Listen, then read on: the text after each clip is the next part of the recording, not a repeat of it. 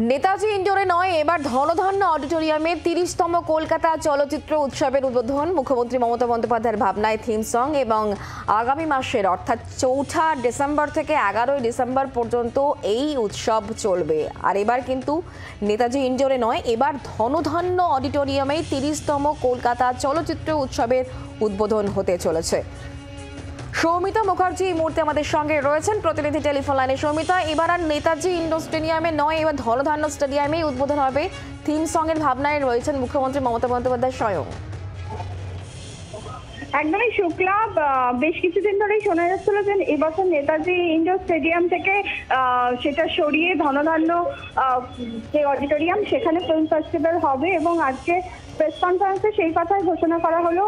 এমনকি এবছর যে উদ্বোধনী অনুষ্ঠানে উপস্থিত থাকছেন সে ব্যাপারেও খুব একটা খোলসা করা হয়নি। তবে শোনা যাচ্ছে যে এবছর উদ্বোধনী অনুষ্ঠানে উপস্থিত থাকতে পারেন জাভেদ আখতার এবং শাবানা আজমি, কিন্তু এই বিষয়ে এখনো কোনো কনফার্মেশন নেই। এবারে কি কি চমক থাকতে পারে, এই বিষয়ে কিছু কি জানা যাচ্ছে? এই ব্যাপারে আজকে সাংবাদিক সম্মেলনে কোনো কথাই তারা বলতে চাননি যে কি চমক থাকছে। তবে প্রতিবারের মতন এবছরও যেগুলো থাকে, সেন্টেনারি ট্রিবিউট দেওয়া হবে তপন সিনহা থেকে শুরু করে হরিসাধন দাশগুপ্ত, এবং রেয়ার ল্যাঙ্গুয়েজ নিয়ে যে রেয়ার ল্যাঙ্গুয়েজের যে সেগমেন্ট চালু হয়েছে সেখানে সঠিক ছবি দেখানো হবে। এবছরের ফোকাস কান্ট্রি হতে চলেছে ফ্রান্স। কিন্তু উদ্বোধনী অনুষ্ঠান করা হবে ধনধান্য অডিটোরিয়ামে এবং ক্লোজিং সেরিমনি হবে রবীন্দ্র সদনে। কিন্তু সেই সেরিমনিতে কে কে উপস্থিত থাকবে সে কথা কিন্তু এখনো খোলসা করে জানানো হয়নি। শুক্লা, ধন্যবাদ সমিতা।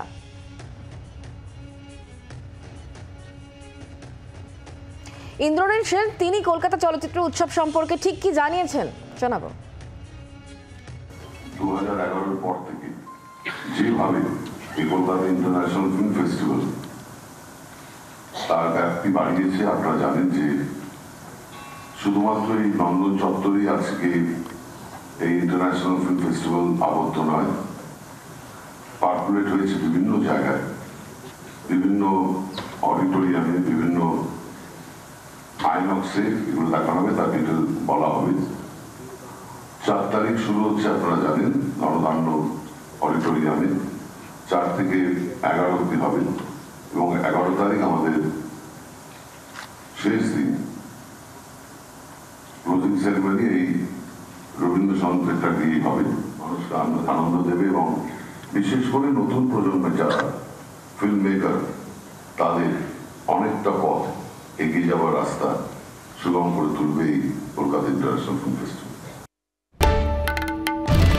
বাংলার আওয়াজ, বাঙালির আবেগ, জি 24 ঘন্টা।